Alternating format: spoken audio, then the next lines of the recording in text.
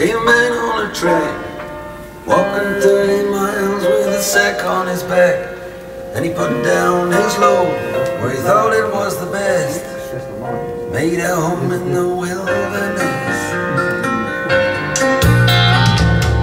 Built a cabin and a winter store. And he plowed up the ground by the cool lake shore.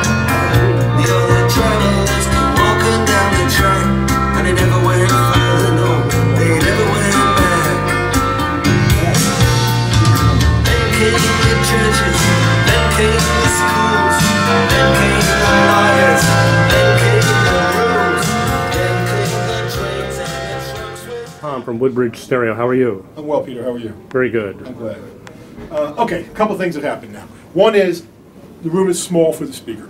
Big speaker, 13-foot wide room, not a lot. Now, what I want to do is I want to get a broad sweet spot.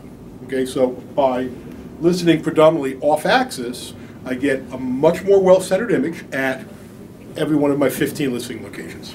Secondarily, I could totally eliminate high amplitude early reflections off these relatively narrow sidewalls, even though I do have them treated to soften them up and minimize that.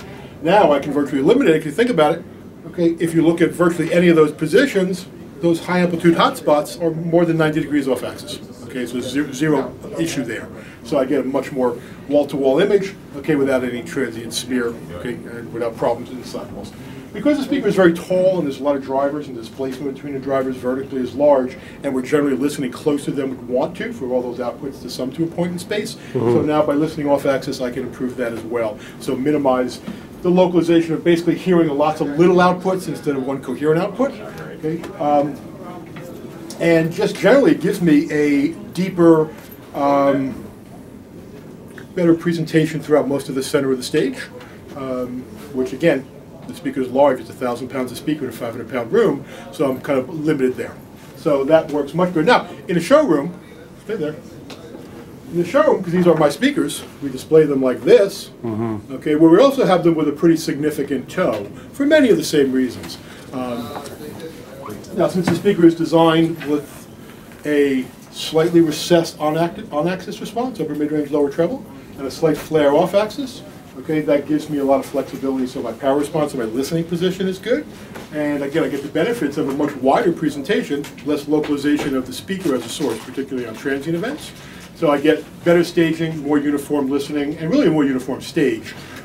So a lot of benefits for that. I'm doing a lot of speakers with that general kind of balance that's common today, going with a wider, more severe toe, and a lot of different speakers, not just the gamuts. Well, I'm going to have to think about that a little bit. It surely produces a big wall of sound. Exactly. Yeah. And again, it minimizes localization, so instead of having a strong center stage, then kind of a tenuous connection to stage left, stage right, okay, you really wind up with a more consistent, more coherent stage, you know, both in terms of width and in terms of depth. That's great. Now, this is also an idea. I mean, I used to do this with Snell Type A's in the late 70s, okay, that were relatively traditional, you know, a kind of a curved baffle behind the fabric, but where they were slightly off axis. But a lot of times we would take them and do in that similar position. Not all the time, and not for every speaker, but it's something that can work very well, and we've had good results with. Well, thank you very much, Tom from Woodbridge. Thanks, Peter. Okay. Have a great day.